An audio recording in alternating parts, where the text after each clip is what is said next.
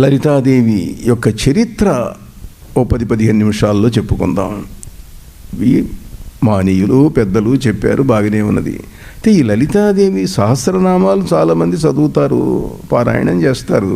కానీ చరిత్ర తెలిసిన వాళ్ళు కొద్దిమంది, లేరని అన్ను కొద్దిమంది ఉంటారు. లలితాదేవి ఎందుకు అవతరించింది, ఎప్పుడు అవతరించింది, ఎక్కడ అవతరించింది, ఆమె యొక్క దేవాలయం, మొదటి దేవాలయం ఎక్కడ కట్టారు?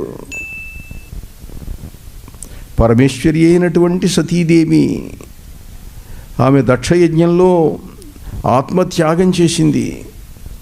ఆంధ్రదేశంలో గోదావరి తీరంలో దక్షారామం ఉన్నది. ఆ దక్షారామం అంటే దక్షుడి యొక్క నివాసం. అది కొంతమంది తెలియక ద్రాక్షారామం అంటుంటారు, అది దక్షారామం. దక్షుడు యజ్ఞం చేశాడు అక్కడ. దక్షుడు యజ్ఞం చేస్తే ఆయన కూతురు సతీదేవి పిలవకపోయినా వచ్చింది. ఆమె భర్త శివుడంటే దక్షుడికి ఇష్టం లేదు, శివదూషణ చేశాడు. ఆమె భరించలేక ఆత్మత్యాగం చేసింది.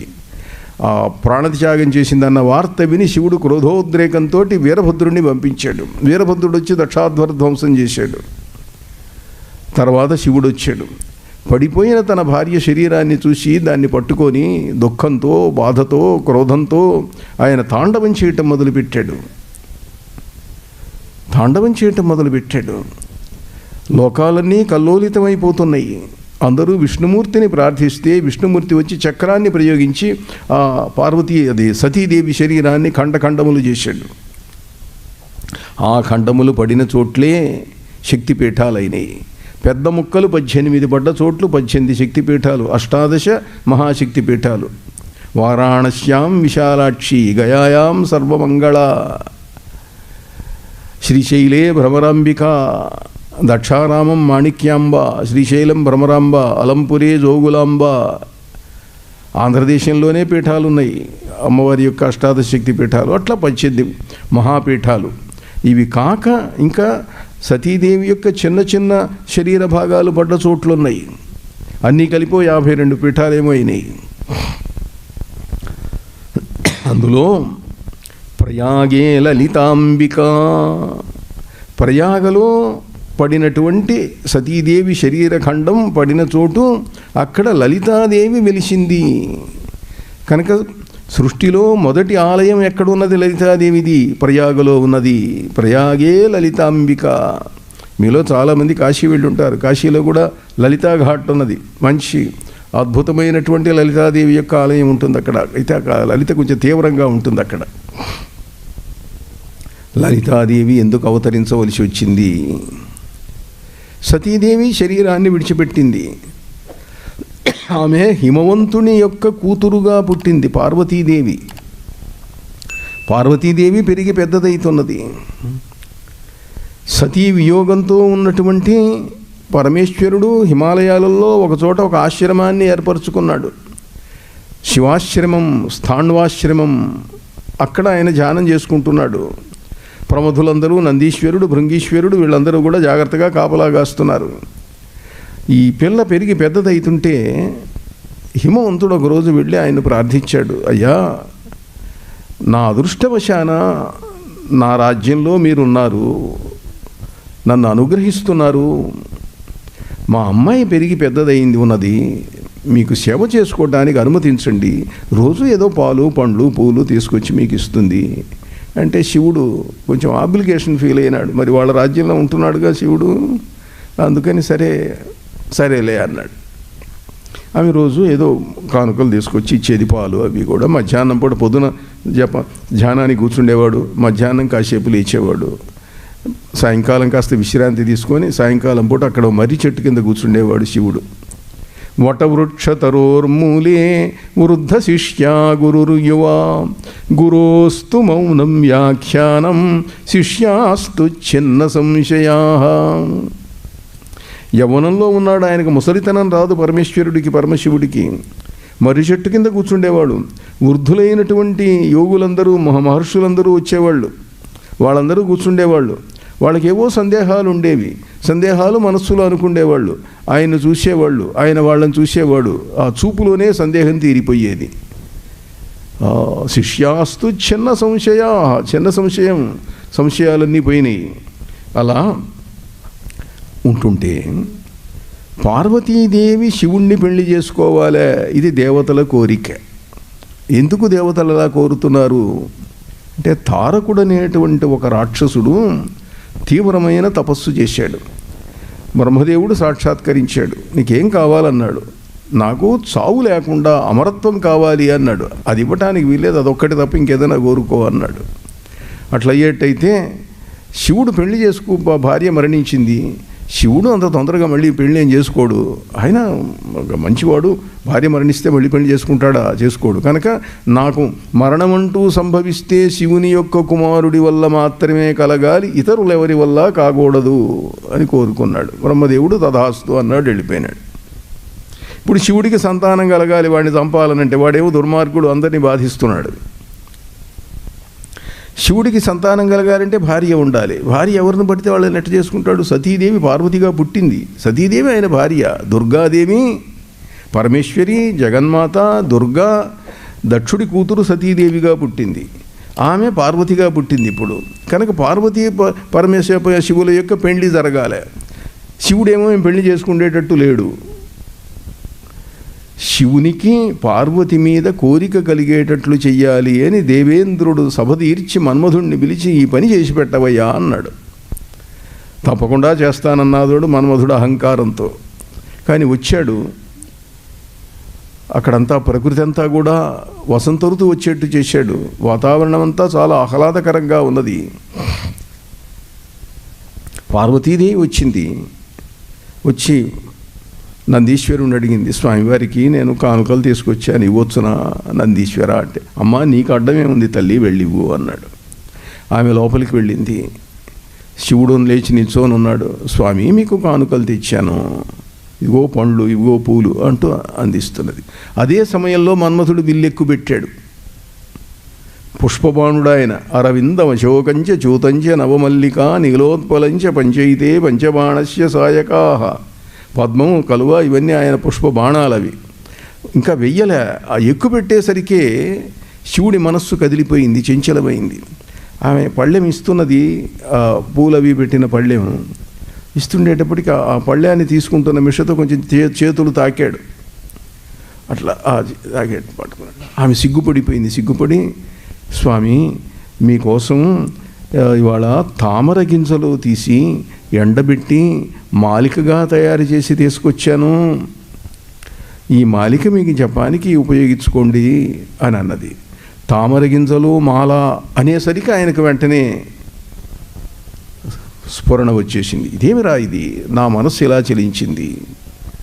అందము చిందువందు చెవియందలి చందోవజారుచుండ పూలందుకొనుండటంచు సుమనోంజలి అల్లన సాచి శైలరాణందన వంగే చెంగున అనంగుని చాపము వంగే వంగే బాలేందుధరుండు కాన్కలు గ్రహింపగ ఉన్నమితోర్ధ్వకాయుడై. చెవిలో ఉన్న కలువ పువ్వు జారిపోతూ ఉంటే ఆమె అలా ముందు కొంగి ఇచ్చింది. శివుడేమో ఎత్తుగా ఉన్నాడు, ఆమె ఇస్తున్న పళ్ళేమో అందుకోవాలి. ఆయన ముందు కొంగట్ట. ఈయన ముందు కొంగి, ఆయన ముందు కొంగితే 2 తలలు బాగా దగ్గరికి వచ్చినాయి, 2 చేతులు బాగా దగ్గరికి వచ్చినాయి. ఎప్పుడైతే ఈమె జపమాల అన్నదో వెంటనే అటెన్షన్ లాగా అయిపోయింది శివుడు. ఏమిరా ఇది, నా మనస్సు చలించింది అని చూశాడు. మన్మధుడు కనిపించాడు. మన్మధుడిని భస్మం చేశాడు. మూడవ కన్ను తెరిచి. పార్వతీదేవి స్పృహ తప్పి పడిపోయింది. ఇక్కడ ఇంక మనం ఉండకూడదు, మనం వెళ్ళిపోదామన్నాడు. శివుడు, బ్రహ్మధులు అందరూ అదృశ్యమైపోయినారు. పార్వతీదేవిని హిమవంతుడు వచ్చి తీసుకొని వెళ్ళిపోయినాడు. అక్కడ మిగిలింది ఏమిటి? మన్మధుడి యొక్క బూడిద కుప్ప. కాసేపు అయిన తర్వాత ఆకాశంలో చిత్రకర్ముడు అనేటువంటి వాడు వెళ్తున్నాడు. వాడు దివ్యశక్తులు కలిగినటువంటి వాడు, రాక్షస జాతి వాడు. వాడు కిందికి చూశాడు. ఇక్కడ శివాశ్రమం ఉండాలా, అంతా సందడిగా ఉండేది, ఏం కనపట్టం లేదే, ఏమైంది? మహర్షులు వస్తుంటారు, వాళ్ళు వచ్చేవాడు ఏమీ నిర్మానుష్యంగా ఉన్నదని కిందికి దిగాడు. చూశాడు. వాడికి కొంత దివ్యజ్ఞానం ఉన్నది, కనుక్కున్నాడు. మన్మధుడి యొక్క బూడిద కుప్ప, ఓహో ఇదే జరిగింది అన్నాడు. దాన్ని ఒక బొమ్మ చేశాడు. శతరుద్రియం పారాయణం చేయటం మొదలుపెట్టాడు. నమస్తే రుద్రమన్యవే ఉతోతైషవే నమః అని మొదలుపెట్టాడు. శతరుద్రీయ పారాయణం పూర్తయ్యేసరికి ఆ బొమ్మలోకి ప్రాణం వచ్చింది. తండ్రి, నేనెవరు? నాయనా, నువ్వు నా బిడ్డవురా. రుద్రుడు నీకు ప్రాణం ఇచ్చాడు. నాతో పాటు నువ్వు కూడా రుద్రం పారాయణం చెయ్యి. రుద్రం పారాయణం చేయటం మొదలుపెట్టారు ఇద్దరు కూడా. పరమేశ్వరుడైన రుద్రుడు దిగొచ్చాడు.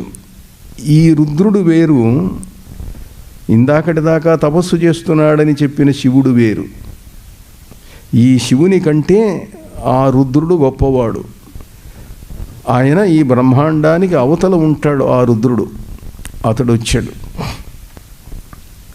నాయనా, నీ పారాయణానికి నేను సంతోషించాను.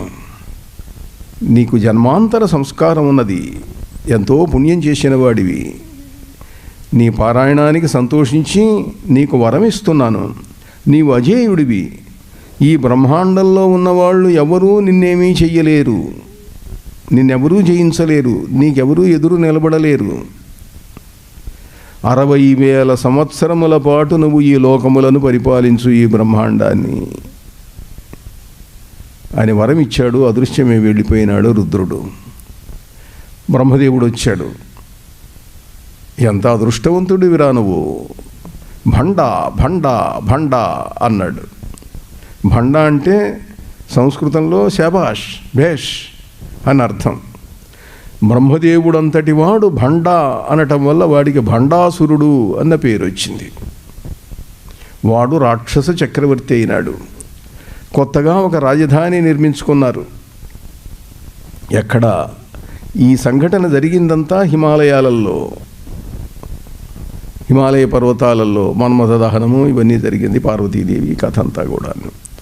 వాళ్ళు రాజధానిని దక్షిణ భారతంలో మహేంద్ర పర్వతం దగ్గర శూన్యక నగరం అన్న పేరుతో నిర్మించుకున్నారు. మహేంద్ర పర్వతం అంటే హనుమంతుడు సముద్రంలోకి దాటడానికి వెళ్ళినప్పుడు అడుగుపెట్టాడు అక్కడ మహేంద్ర పర్వతం మీద. మహానగరం నిర్మితమైంది. భండాసురుడు తనతో పాటుగా తాను ఏ భస్మం నుంచి పుట్టాడో ఆ భస్మపు పొడి ఇంకా అక్కడ కొంత రాలి ఉంటే దాంట్లో నుండి విషంగుడు విశుక్రుడు అని ఇద్దరిని తాను సృష్టించుకొని వాళ్ళు సోదరులుగా తీసుకున్నాడు. వాళ్ళను తన తమ్ముళ్ళు విషంగుడు విశుక్రుడు. వాడు ఒక ఆలోచన చేశాడు. సరే, దేవతలందరినీ జయించాడు. వాళ్ళందరూ వచ్చి సేవలు చేస్తున్నారు రుద్రుడి యొక్క వరం వల్ల. వాడు ఈ సమస్త లోకములలో రాక్షస జాతి తప్ప ఇంకో జాతి ఉండకూడదు.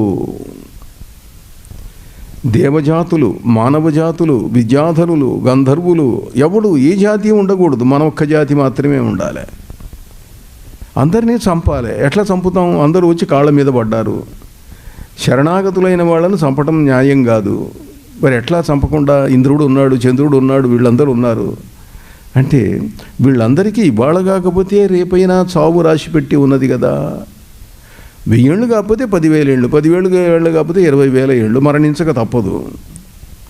ఈ మరణించినటువంటి వారికి సంతానం కలగకూడదు. మరణించే వాళ్లకు అంటే ఒక్క రాక్షస జాతికి తప్ప ఏ ఇతర జాతికి కూడాను సంతానం కలగకూడదు. సంతానం కలగకుండా ఉండాలంటే ఏం చేయాలి అంటే ఫ్యామిలీ ప్లానింగ్ చేయాలి. అప్పుడు ఆ రోజుల్లో ఫ్యామిలీ ప్లానింగ్ అవి అంత లేవుగా. వాడు ఏం చేశాడనంటే తన ఇద్దరు సోదరులు, ఒకడిని కింది లోకాలకు అధోలోకాలకు, ఒకడిని ఊర్ధ్వలోకాలకు పైన పంపించాడు. తాను సెంటర్లో ఉన్నాడు. ఈ 3 భూలోక భువర్లోక సువర్లోకములలో ఈ తన పరిపాలనలో ఉండేటువంటి అన్ని లోకాలలో ఎవరికీ సంతానం కలగకుండా చేశాడు. పురుషుల్లో ఉన్న పురుషత్వాన్ని నాశనం చేశాడు. స్త్రీలలో ఉన్న స్త్రీత్వాన్ని నాశనం చేశాడు. ఎవరూ సంసారం చెయ్యలేరు, శక్తిహీనులందరూ కూడా. దీన్ని కామప్రళయము అన్నారు. ఏ రాక్షసుడు చేయలే ఈ పని. హిరణ్యకశిపుడు చేయలేదు, రావణాసురుడు చేయలేదు, ఇంకే రాక్షసుడు చేయలేదు. వీడొక్కడూ చేసినటువంటి భయంకరమైన పని కామప్రళయం కలిగించాడు. 60,000 సంవత్సరముల పాటు సృష్టి ఆగిపోయింది. ఎవరు ఏం చేయలేరు. అప్పుడు 60,000 ఏళ్ళు పూర్తయితూ ఉంటే దేవతలందరూ రహస్యంగా సమావేశమై, శివుడు విష్ణుమూర్తి అందరూ కలిసి సమావేశమై విష్ణువు దగ్గరికి వెళ్ళారు. వెళ్తే మనం ఏం చెయ్యలేం వీడిని అయ్యా మీరు దశావతారాలు ఎన్నో అవతారాలు ఎత్తారు, వీరు అవతారం ఎత్తి చంపండి అంటే మనం చంపడానికి వీల్లేదు. రుద్రుడు వాళ్ళకు వరం ఇచ్చాడు, ఈ బ్రహ్మాండంలో ఉన్న వాళ్ళు ఎవరూ వాడిని ఏం చేయలేరు అని. మనమంతా ఈ బ్రహ్మాండంలో ఉన్న వాళ్ళమేగా, బ్రహ్మ విష్ణు మహేశ్వరుడు. రుద్రుడు వరం ఇచ్చాడు, మరి ఏం చెయ్యాలా అంటే వాణ్ణి చంపగలిగింది లలితాదేవి మాత్రమే. రుద్రుడు ఏం వరం ఇచ్చాడు, నిన్ను ఎవ్వడూ ఈ బ్రహ్మాండములో ఉన్నవాడు చంపలేడు, బ్రహ్మాండంలో ఉన్నవాడు చంపలేడు, పుంలింగం, ఎవడూ చంపలేడు. ఇక్కడ ఉన్నవాళ్ళు ఎవరూ నేను చంపలేరు. స్త్రీ చంపవచ్చు, ఆ స్త్రీ కూడా ఈ బ్రహ్మాండంలో ఉన్న స్త్రీ కాకూడదు. లలితాదేవిని ప్రార్థిద్దాము. ఎవరా లలితాదేవి, ఎక్కడున్నది, మేము ఇప్పుడు వినలేదు అంటే, ఇన్నాళ్ళు అవసరం రాలేదు, చెప్పలేదు, ఇప్పుడు చెబుతున్నాను అన్నాడు. ఈ బ్రహ్మాండం ఉన్నదే మనం నివసించేటువంటి ఈ బ్రహ్మాండం, భూలోక భువర్లోక సువర్లోక మహర్లోకాదులు ఇవన్నీ ఉన్నాయి కదా, ఇవన్నీ కలిసి ఒక అండాకారంలో ఉంటాయి కనుక ఒక గుడ్డులాగా ఉంటాయి కాబట్టి అండం అంటే గుడ్డు, బ్రహ్మాండం. ఈ బ్రహ్మాండము చుట్టూ కూడాను కొన్ని వందల మైళ్ళ మేర ఉన్నటువంటి గోడ ఉంటుంది. ఆ గోడ మందం కొన్ని వందల వేల మైళ్ళు. ఈ బ్రహ్మాండం దాటి పైకి వెళ్ళాలి, లలితాదేవి లోకానికి వెళ్ళాలంటే వెళ్ళి ప్రార్థించాలి. ఎలా ప్రార్థించడం, ఆ గోడ ఎట్లా, గోడను ఎక్కడన్నా పగలగొట్టాలి. వెనకటి రోజుల్లో కోట గోడలు పగలగొట్టడానికి ఏనుగులను ఉపయోగించేవాళ్ళు. ఏనుగుల యొక్క కుంభస్థలాలకు ఇనప కవచాలు తొడిగి అది వెళ్ళి ఆ కోట తలుపులను బద్దలు కొడుతూ ఉంటే బద్దలు కొట్టించి లోపలికి వెళ్ళేవాళ్ళు. ఐరావతాది దిగ్గజములను పిలిపించారు. ఎక్కడో చోట కాస్త వీక్ ప్లేస్ చూసి పగలగొట్టాలి అని చెప్పి. ఒక చోట కొంచెం పగుళ్ళు కనిపిస్తున్నాయి, కొంచెం తడి కనిపిస్తున్నది. ఒక చెట్టు వేలాడుతున్నది పైనుంచి. ఓ చెట్టు గోడ, బ్రహ్మాండం యొక్క కప్పు, మంచి గట్టి కాంక్రీట్ రూఫు, దాంట్లో నుంచి ఓ చెట్టు వేలాడుతూ ఉన్నది. కొమ్మలు కిందికి ఉన్నాయి, ఆకులు కిందికి ఉన్నాయి, వేళ్ళు ఆ గోడకు అవతల ఏదో ద్రవం ఉన్నది, ఆ నీళ్లను పీల్చుకుంటున్నాయి. ఈ చెట్టు కిందికి వేలాడుతున్నది. ఆ చెట్టు దగ్గరికి వెళ్ళారు. రావి చెట్టు అది. పల్లెటూళ్ళల్లో నుంచి వచ్చిన వాళ్ళు మీకు కొంత తెలిసి ఉంటుంది. గోడలో ఎక్కడో చోట కాకి వేసే రెట్ట వేస్తుంది, అందులో అది గనక ఆ రావి చెట్టు గింజ కనుక ఉంటే అది పెరిగి పెద్దదై గోడలను కూడా పగలగొడుతుంది కొన్ని సంవత్సరాలకు. మీరు భగవద్గీత చదివి ఉంటారు, అందులో ఒక చెట్టును గురించి ఉన్నది. ఊర్ధ్వమూలమధశాఖం అశ్వత్థం ప్రాహురవ్యయం ఛందాంసి యస్య పర్ణాని యస్తం వేద సమేదవిత్. వేళ్ళు పైకున్నాయి ఊర్ధ్వమూలము, అధశాఖము కొమ్మలు కిందికున్నాయి. అశ్వత్థ వృక్షం రావి చెట్టు, ఛందాంసి యస్య పర్ణాని, ఆ చెట్టు యొక్క ఆకులే వేదములు, ఛందస్సులు. ఈ రహస్యం, దీన్ని గురించినటువంటి రహస్యం ఎవడు తెలుసుకుంటాడో వాడు డివైన్ విజ్డమ్ పొందినవాడు. యస్తం వేద స వేదవిత్, వేదవేత్త అవుతాడు వాడు. ఈ చెట్టు యొక్క రహస్యం వేరే గీతా వ్యాఖ్యానాలలో మీకు దొరుకుతుందనుకోండి. ఆ చెట్టు దగ్గర పగలగొట్టించారు. నెమ్మదిగా వీళ్ళందరూ పైకి వెళ్ళారు. పైకి వెళితే ఈ బ్రహ్మాండం లాంటివి బంతులలాగా అక్కడ ఉండేటువంటి క్షీర సముద్రం, మిల్కీ వే, దాంట్లో తేలాడుతూ ఉన్నాయి, బంతుల్లాగా అవే తేలుతూ ఉన్నాయి. ఇవి దాటుకుంటూ దాటుకుంటూ వెళ్తున్నారు. ఆ ప్రతి బ్రహ్మాండంలోనూ బ్రహ్మ విష్ణు మహేశ్వరులు ఉన్నారు. వీళ్ళు దాటుకుంటూ వెళ్తుంటే ఓ బ్రహ్మాండం బ్రహ్మ విష్ణు మహేశ్వరులు కనిపించి, ఇంద్రాది దేవతలు కనిపించి, ఓహో మీరు ఆ బ్రహ్మాండం నుంచి వస్తున్నారా, సరే కాస్త కాఫీ తాగి వెళ్ళండి. రుద్రుడు దగ్గరికి వెళ్ళారు. రుద్రుడు ఉండేటువంటి చోట ఒకటి ఉన్నది, ఓ పెద్ద స్కంధావారం, క్యాంప్ ఆఫీస్. అయ్యా మేమందరం కూడాను నువ్వు ఇచ్చిన వరం వల్ల వాడు ఇట్లా దుర్మార్గాలు చేస్తున్నాడు, మేమేం చేయలేకుండా ఉన్నాము, లలితాదేవిని ప్రార్థిద్దామని వచ్చాము, ఆమె ఇంటర్వ్యూ ఇప్పించండి అని అడిగారు. అంటే no interview is not granted, no permission. లలితాదేవిని చూడటానికి మీకు పర్మిషన్ ఇవ్వటం లేదు అన్నాడు. అయ్యా ఎట్లనండి, ఆమెను చూడాలంటే మీరు క్వాలిఫై కావాలి, మీరు పంచదశి మంత్రం చేయాలి, షోడశి మంత్రం చేయాలి. మాకు తెలియదు, నేను మంత్రం చెబుతా, నా భార్య ఇక్కడున్నది, ఆవిడ చేతిలో జపమాల ఉన్నది, దాంట్లో నుంచి కొన్ని లక్షల కోట్ల జపమాలలు పుడతాయి. మాలలు ఇస్తాము, మంత్రం ఇస్తాము, మీరు మళ్ళీ కిందికి వెళ్ళి మీ బ్రహ్మాండంలోకి వెళ్ళి జపం చేయండి, పురస్చరణ పూర్తి చేయండి. జప సంఖ్య పూర్తయిన తర్వాత నేను కిందికి వస్తా, నేను వచ్చి మీ చేత హోమం చేయిస్తా, అప్పుడు లలితాదేవిని వచ్చేట్టు చేద్దాము. వాళ్ళందరూ పురస్చరణలు చేశారు. రుద్రుడు వచ్చాడు. హిమాలయాల్లో పెద్ద కుండం తవ్వారు. ఆ పెద్ద కుండం తవ్వి అందులో యజ్ఞం మొదలుపెట్టారు. యజ్ఞానికి సిద్ధంగా ఉన్నాయా, నేతి డబ్బాలు ఉన్నాయి, అవి ఉన్నాయి, ఇవి ఉన్నాయి, ఇవేం అక్కర్లేదు. ఈ బ్రహ్మాండంలో ఉన్న ఏ వస్తువుతో హోమం చేసినా రాదు లలితాదేవి. వాణ్ణి చంపటానికి, వాణ్ణి చంపాలంటే ఈ వస్తువులు పనికిరావు. ఆయన అవతలి లోకం నుండి సప్తమారుతములను ఆవాహనం చేసి తన 3వ కన్ను నుండి పుట్టిన అగ్నిలో